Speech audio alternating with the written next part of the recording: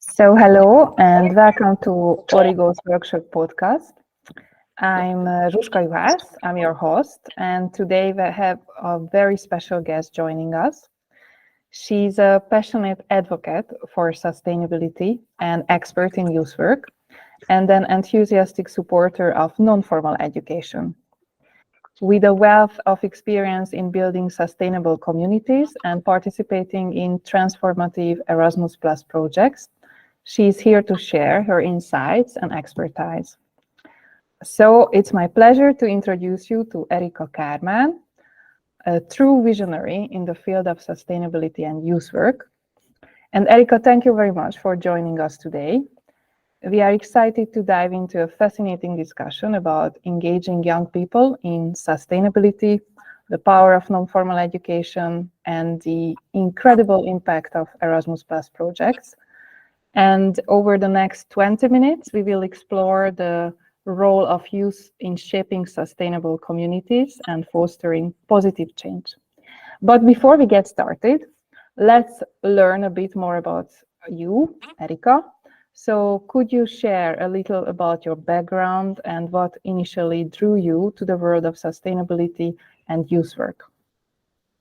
Yeah, hello, Zsuska. It's really nice to be here. And after such an marvelous introduction, what you just said, I'm thank you for that. And it was really great to hear this about myself. So you asked me to introduce myself. I am. I would consider myself as a non-formal facilitator, trainer, working on the field of youth with non-formal education approach and methods. And I do trainings, I facilitate meetings, and as you said, and it's true, that my passion is sustainability. Mainly the reason why I think like this is because somehow for me, everything connects, or everything, the origo, now actually I can mention this, is sustainability, because if you don't talk about it, or if you don't act towards a more sustainable life, then very soon there will be a big question what we can talk about. So I have this kind of feeling that it's such a crucial moment and time in our age that we have to be loud, and we have to talk about this a lot, like in every generation, but especially with young people. And I'm the one who doesn't like, this kind of like pointing to generations that our grandmothers should have done it, or that our children will do this. Or, I mean, it's everyone's equal responsibility, if we are talking about sustainability, to do as much as possible in their lives. So we talk about here for young people, or with young people.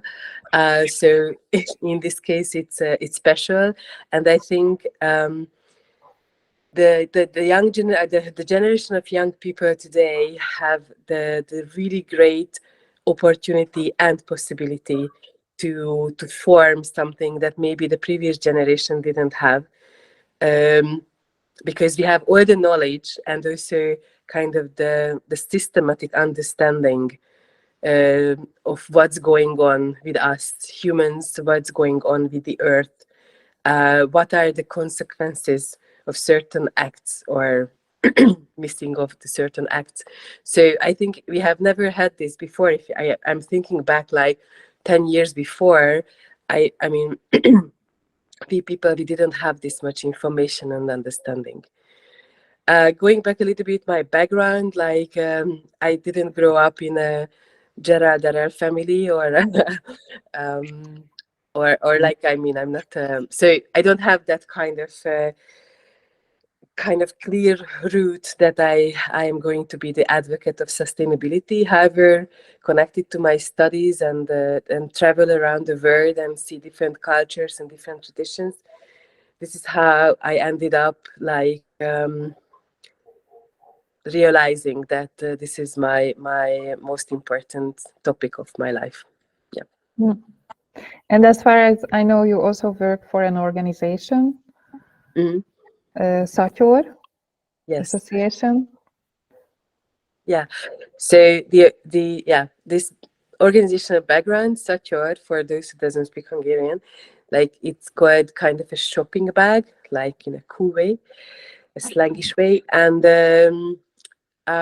so we established this organization 12 years ago, and we had the idea that shopping actually is one of the activity that we do every day, and with our choices, what we buy, what we consume, we do have an impact, a significant actually impact Mm. on the sustainability issue.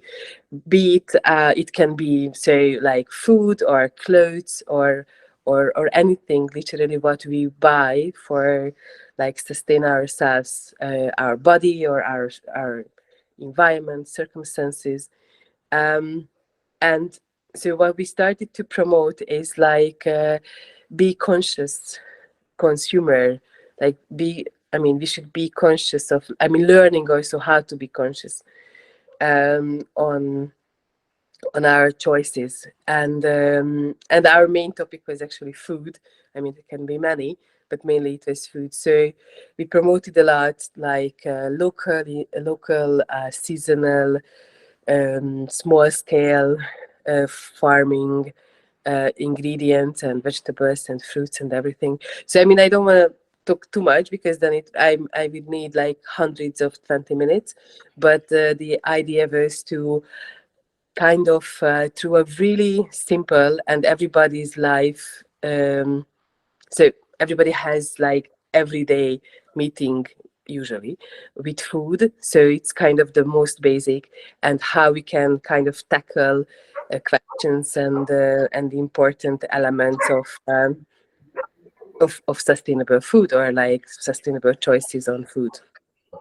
Oh, And thank later on, I mean, yeah, that's not the whole thing, but we have been doing for 12 years.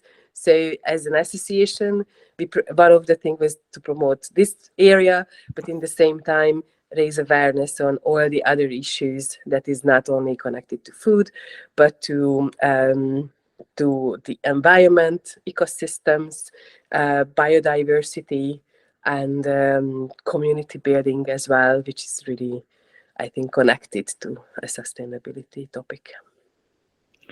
It's just listening to you, like how many fields you cover throughout our conversation is already amazing.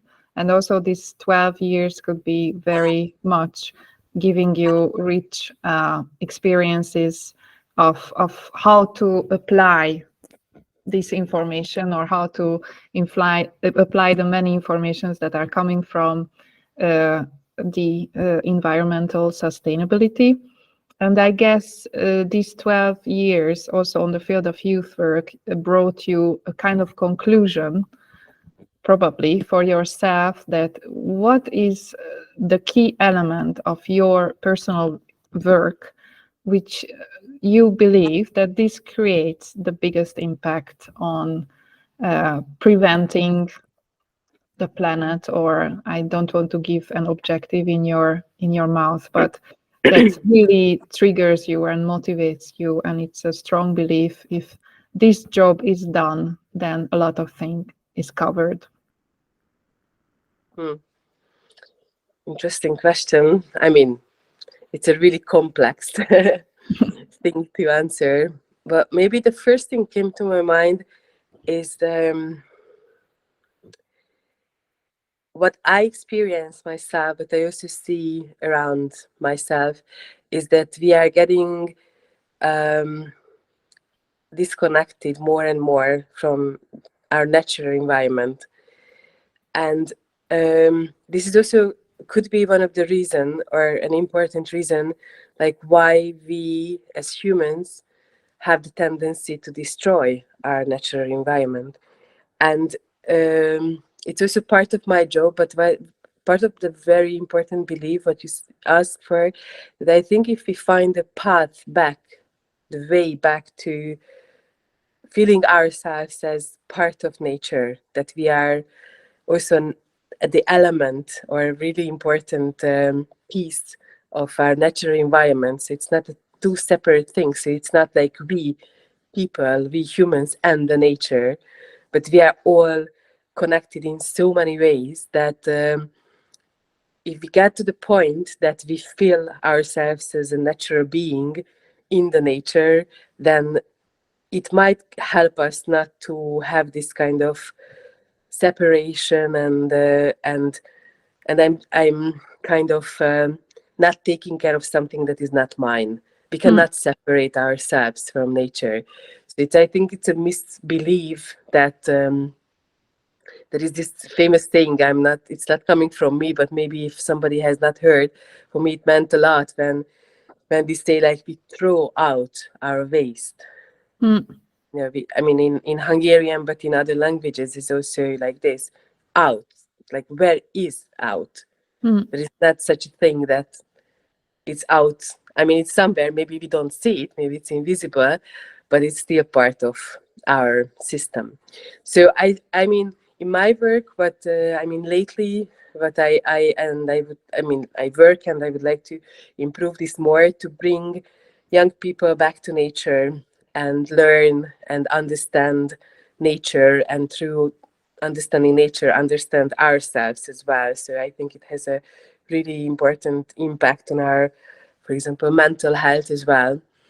And to find somehow back like that, this kind of be friends or be we are all in one. So I don't want to use these really big words, but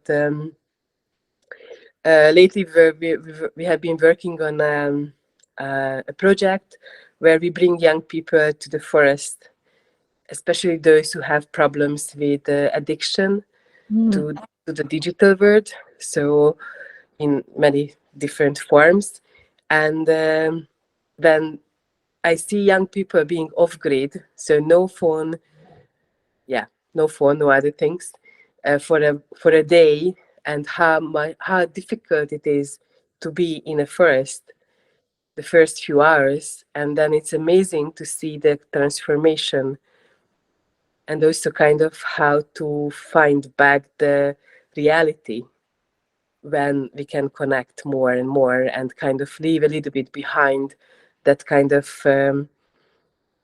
too much digital word in our life. And I see that there is, I mean, sometimes it's not easy because, I mean, it's not a 1 day therapy and people already find back their way and then everybody's happy.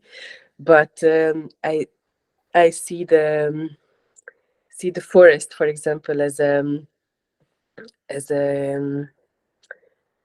how can I say this, as a mm, curing space, even if I don't go there as like as feeling ill or sick or having problems, but like it can give a lot back that has a really good impact in on individuals. mm. It's a beautiful process that you described.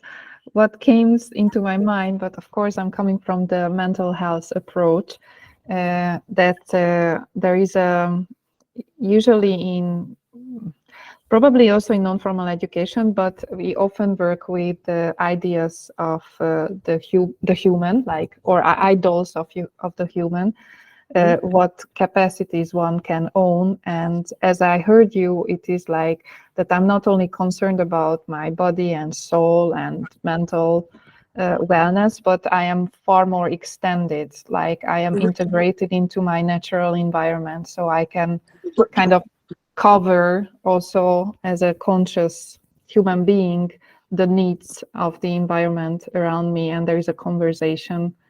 Like it's a very, this is my interpretation, but Yeah, I this mean, picture if you came. can get to the conversation level, then that's already the super good. But yes, you are totally right. This is how I believe as well. It's a very beautiful picture. Yeah. And I was just wondering that is there any success stories, like also related to your Erasmus Plus projects, that you can share about how young people could make a difference in sustainability, or something where you could see this, maybe this integration happening, but also not just being integrated, but there is already on the action level, you could see like these youth initiatives which were coming from those youngsters. So something that as a rolling effect of your work, you could see as a fruit coming. I think there are many, many, many small stories. Some of them we can see. That's the yeah. Then we are lucky, and I feel and I believe that there are many, many, many small stories that we don't see as youth workers, but it has an impact on the young people, or not young people's life as well. Uh, Actually, like when you ask this, like just this week, and it's a really simple story, so it's nothing to, I mean, not the big words, I will think about that a little bit later, but just to share that where we can start as a baby step is like we had a workshop last week on how to make bread at home, and it's mainly the reason and how it's connected to sustainability is like that there are so many things we can do, and then we are not so um, we don't belong, or I don't belong, but not depend on the bigger system. So, and then okay, it's healthy and local and everything, so it has a lot. And then there is one participant, a lady, a young lady, and then she said like it's too complicated for her, it's not gonna work, she cannot measure things, it's she many years she tried, it's not gonna work. I mean, however, she was there, and I said like, look, I'm also not the one who is so much measuring, but anyway, so try, just try. I mean, if you don't do all the steps, it's a good. And and then she laughed that okay, it was nice to be there, we had fun and everything, and she understand why it's important, but it's not gonna work for her. I said, I mean, it's up to you. And then just yesterday evening, I mean, after 10 o'clock, I received a message from her. I didn't even, I mean, we were not in contact, sending me a video of the ready bread that she made. And that she was so happy. And she said she could never, ever imagine that she can make a bread by herself. And for me, this is what, and she said, like, from now on, she's convinced. This is what she will do, bread for herself. And she liked it, and her family liked it. So I think these are the things that often we think that we have to change our whole life to be sustainable or to be more sustainable. And I just believe that we don't need to go really into this feeling of do I do enough? Am I sustainable enough? But the small steps and the success things are actually, it will bring the next one, because we will understand more, then we will do more actions. So this was just that's why I wanted to make it really a small impact kind of a story, that these small ones will eventually be more impact. But go a little bit like further, I mean, um, so one of the project we involved participants for a 1.5 year project, and it was coming from the community point of view. But for me, community, being in a community, a small scale community, is really much connected to sustainability, because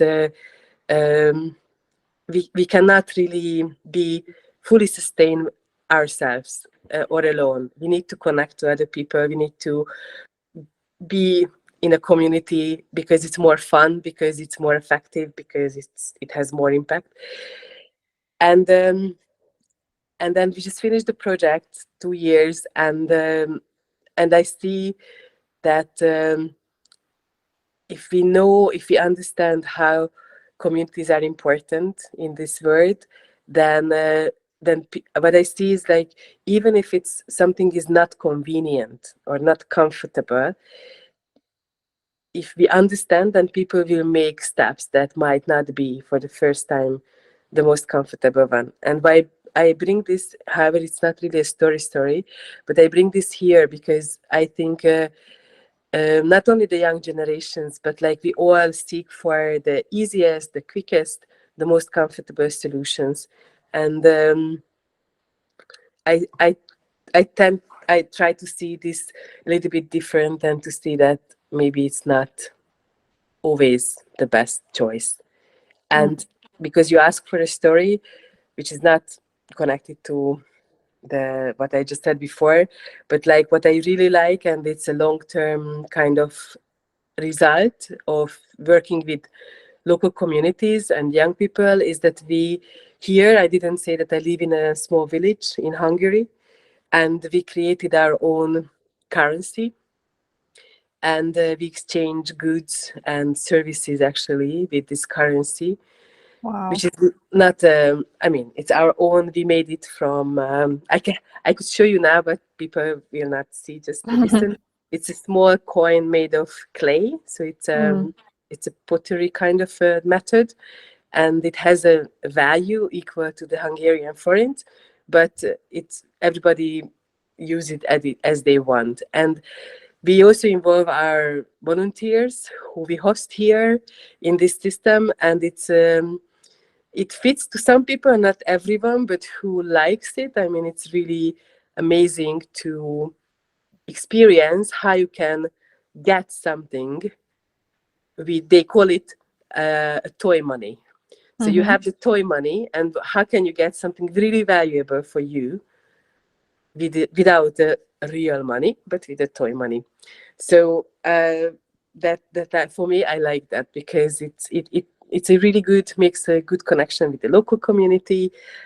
People understand that they can create something and sell it for toy money, and then from that money they can already buy something that they should have spent money, I mean the real money, for that. So it's a really interesting thing to experience. It's a big experiment. So but I see that also a little bit, try to think a little bit out of the box, that what we can do without really money, and what can be replaced, or I don't know. Yeah, so this is a good story here. What an incredible experiment. It's almost like establishing your own alternative country or community who has. We are waiting for the central bank. Yeah. But it's really like just for what you said at the very last sentence too. It's an exciting experiment, and many learning outcomes can result from there. Yeah. So my last question is if there is anything you would like to add and I didn't ask you. Yeah, actually, something comes back to me, but I mean, I didn't really include it in my answers. Is that it's kind of my personal, professional interest in the last couple of years as a youth worker and a non-formal educator, if I can say that, is that I see how much the value of non-formal education or learning has. And it's not a competition of formal or non-formal, but it's more like we use this terminology. It might be not so known for so many people. The eco-literacy. So being literate on ecology. And I mean, this is not that I discovered this word, but it means that there are those knowledge, I mean, competencies actually, so all the attitudes, the skills, and the knowledge that would make us as a more eco-literate person. And it includes system thinking, critical thinking, mindfulness, nature connection, all the things that we already also discussed. That how can we improve ourselves? So how do we like kind of like not what we learned at school, which could be also really important, but to improve another side of ourselves, to understand more, to connect more to nature, to connect even more to each other. So for me, this is exploration of this, and also making projects connected to eco-literacy. For me now, it's a kind of really a priority, and I just hope that I can contribute to more young people's life to become more conscious and more ecological self or ecological being than before. Wow, it's also a very big chunk to tackle, and it sounded like a language to learn with all its terms and all its phenomena. So, and congratulations for this work. And Thank you. I knew things about you, but not in this extent. So I really wish you great motivation and inspiration, and also strength to continue your work. Thank And you. thank you for this interview as well. My pleasure. Thank you. Okay, thank you and goodbye to everyone. And thank you for listening to this podcast series.